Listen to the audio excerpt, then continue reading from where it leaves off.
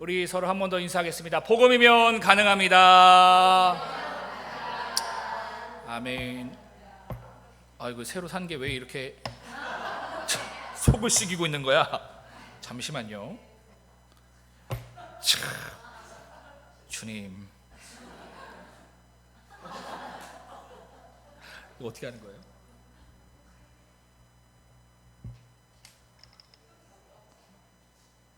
죄송합니다. 제가 기계 치여갖고 얘 왜 이렇게 자꾸 왜 인사를 하는지 모르겠네. 자, 우리 한 번 더 인사하겠습니다. 복음이면 가능합니다. 아멘.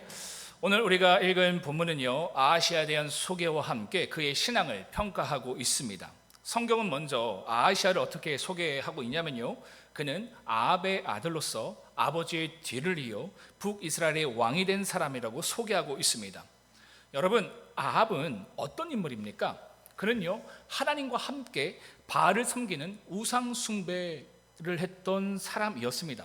또한 하나님께서요, 그에게 여러 차례 경고하시고 회개하시고 말씀하셨지만 끝까지 자신의 탐욕을 따라 죄를 고집하며 나아갔던 사람입니다. 그 결과 그는요, 하나님의 심판으로 비참한 최후를 맞이했던 인물입니다. 그런데 어리석게도요, 그의 아들 아하시아 왕이요, 52절의 말씀처럼 아버지 아합과 똑같이 여호와 앞에서 악을 행하며 죄악된 길로 갔다라는 겁니다. 그 결과 그 역시 아버지 아합과 마찬가지로요, 비참한 최후를 맞이하게 됩니다. 그렇다면 아하시아는 왜 아버지 아합이 신앙적으로 실패한 그 길을 따라가고 말았을까요? 그에게는요, 도대체 어떤 신앙의 문제가 있었던 걸까요? 오늘 이 시간 말씀을 통해서 그 이유를 살펴보고요, 우리 자신에게도 주시는 신앙의 교훈을 나누어 보고자 합니다. 먼저 아하시아가 가지고 있었던 신앙의 문제는요, 첫째, 그는 영적인 민감함이 없었습니다. 그의 아버지 아합은요, 미가야 선지자를 통해 선포된 하나님의 말씀을 무시하고 아람과 전쟁을 일으켰습니다. 그 결과 어떻게 되었습니까?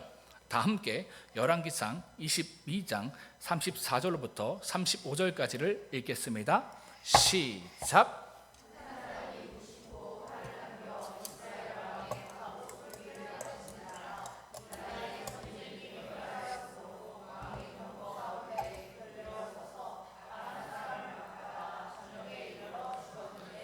상처가 잎을 흘려 병거 바닥에 보였더라. 한 무명의 아람 병사가 쏜 화살이요, 아합이 입고 있었던 갑옷 솔기, 그러니까 갑옷과 갑옷이 연결된 아주 작은 틈으로 화살이 관통했고, 그로 인해 아합은 죽고 말았습니다. 이는 분명한 하나님의 심판이었습니다. 그럼에도 불구하고 아하시아는요, 이 사건을 그의 아버지 아합을 향한 하나님의 심판으로 받아들이지 않았습니다. 우연히 일어난 일, 그저 재수가 없어서 당한 불행쯤으로 여겼던 것이죠. 그뿐 아닙니다. 열왕기하 1장 1절의 말씀을 보니까요, 아버지 아합이 죽은 후에 모압이 이스라엘을 배반했다라고 기록하고 있습니다. 원래 여러분, 모압은요, 이스라엘에게 종속된 식민국가였습니다. 그러니까 모압의 왕의 이름은 메사였고요, 그는 양을 치는 사람이었어요. 그는 이스라엘에게 매년 많은 양의 양털을 조공으로 바쳤습니다. 그래서 이스라엘은요, 그로 인해서 경제적으로 큰 이득을 얻을 수 있었어요. 그랬던 모압이 이스라엘을 배반한 겁니다. 그러니까 아하시아가 집권하면서 점점 이스라엘의 국력과 위상은 약해지기 시작했고요, 바로 그 틈을 타서 모압은 이스라엘로부터 독립하기 위해서 반란을 일으켰던 겁니다. 그의 어려움은 여기서 끝나지 않았어요. 다 함께 열왕기하 1장 2절 상반절을 읽도록 하겠습니다. 시작.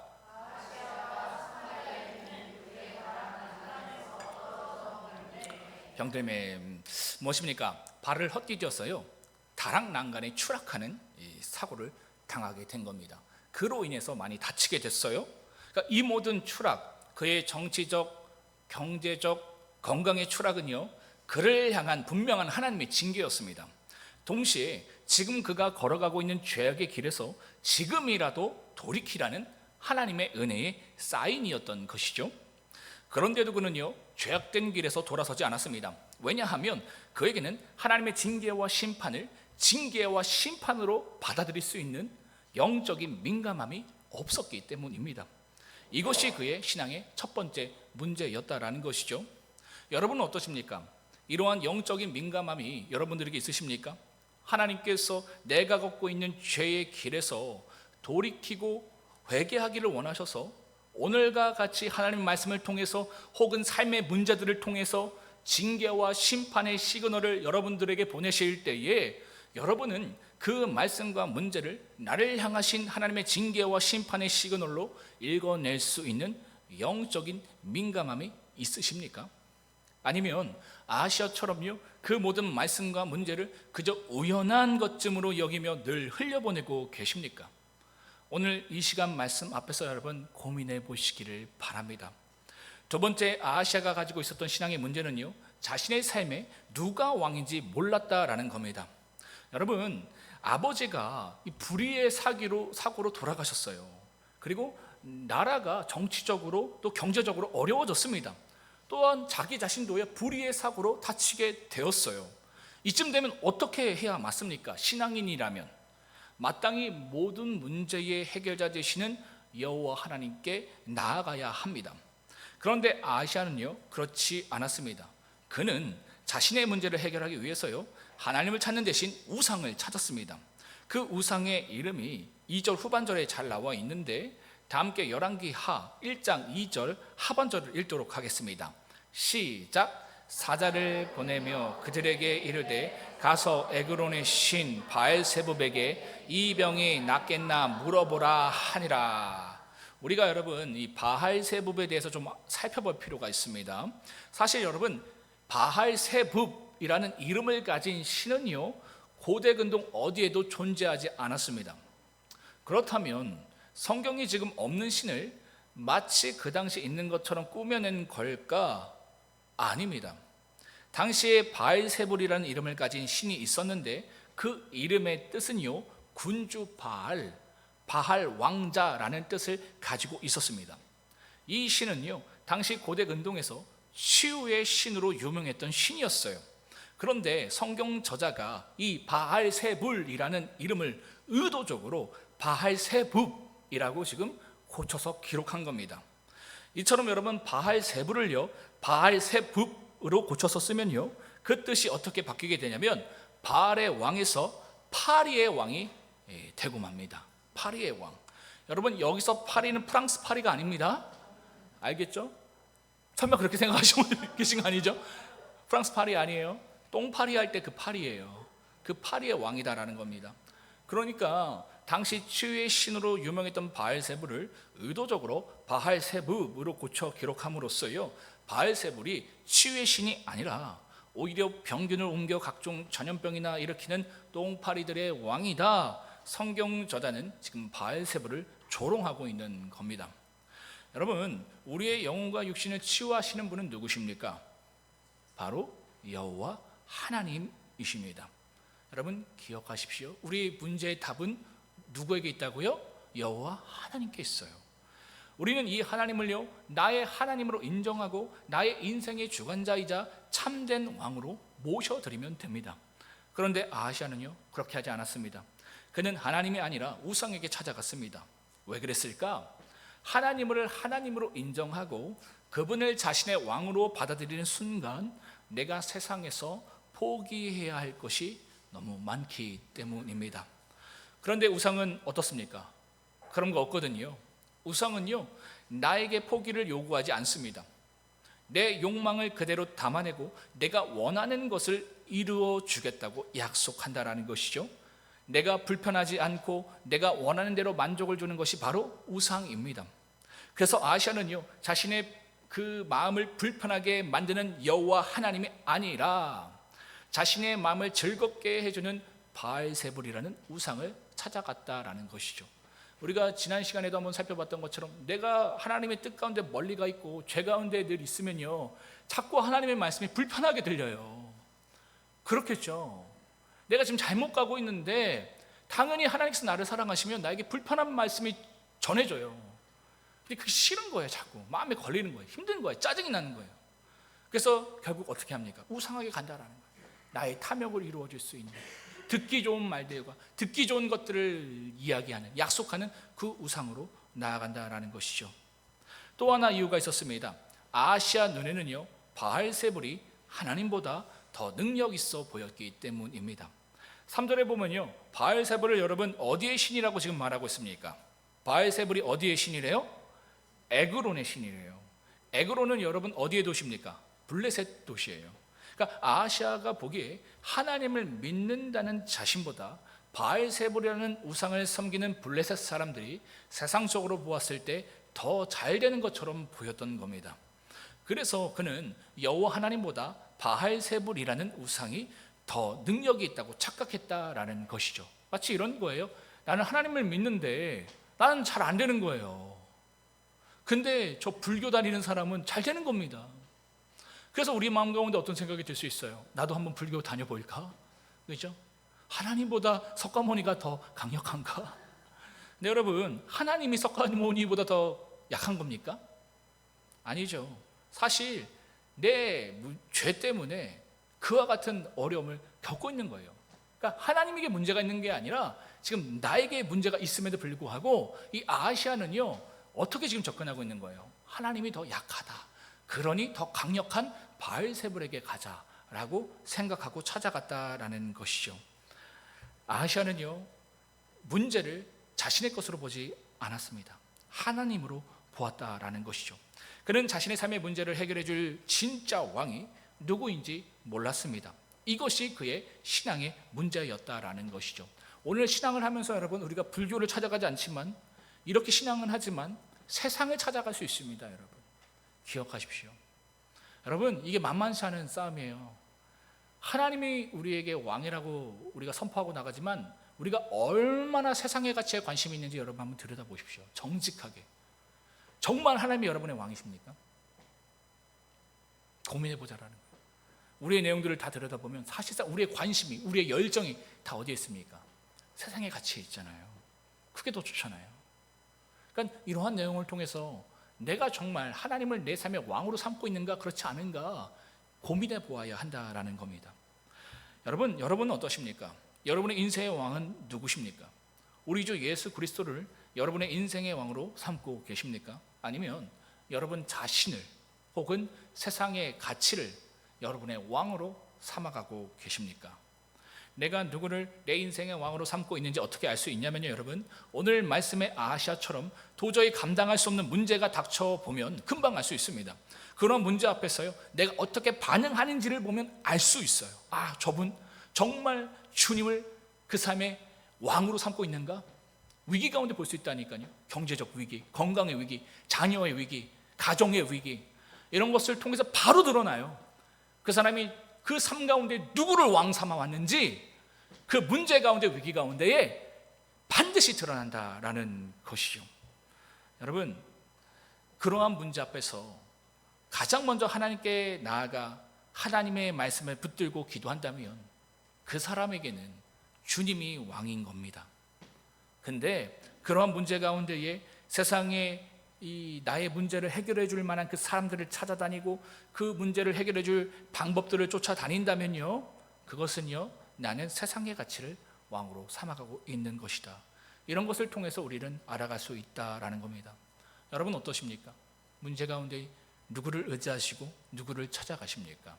바라기는요, 여러분의 인생의 왕이 여러분 자신이나 세상의 가치가 아니라 오직 우리 주 예수 그리스도가 되시기를 주님의 이름으로 축복합니다. 마지막으로 아하시아가 가졌던 신앙의 문제는요, 셋째, 그는 말씀 앞에 항복하지 않았다라는 것입니다.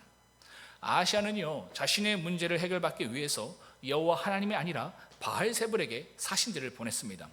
그러자 엘리야가 아하시아에게 보낸 사신들을 찾아가서요, 하나님의 말씀을 선포하였고 그 하나님의 말씀을 사신들은 아하시아 왕에게 전해 주었는데 그 내용은 다음과 같습니다. 다 함께 열왕기하 1장 6절을 읽도록 하겠습니다. 시작.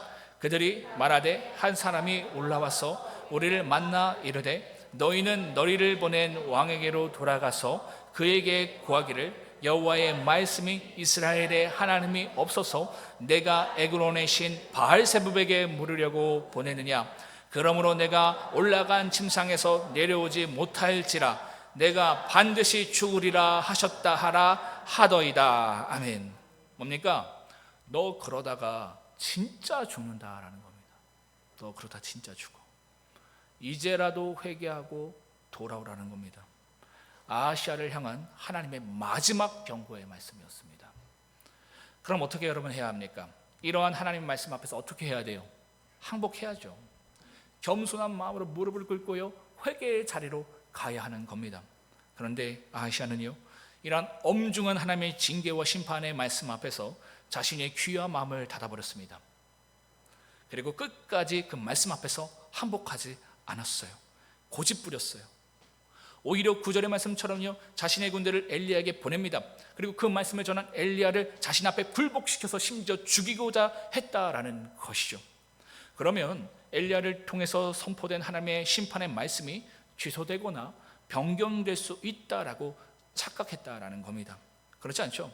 내가 하나님의 말씀과 하나님의 사람을 굴복시키는 것이 아니라 하나님 앞에서, 그분의 말씀 앞에서 내가 철저히 복종하고 나를 굴복시킬 때에 우리는요, 그 가운데 참된 생명을 얻을 수 있습니다.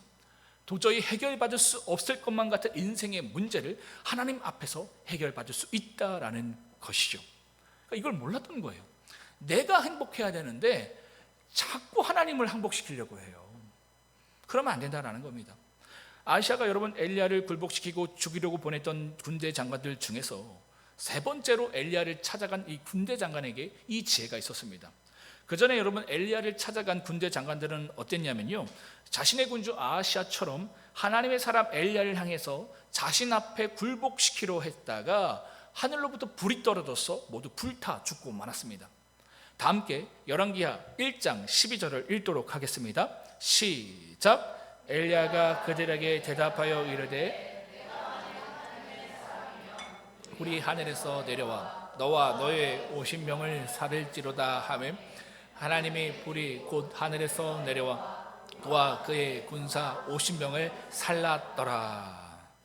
그러나 엘리야를 세 번째 찾아간 군대 장관은 달랐습니다.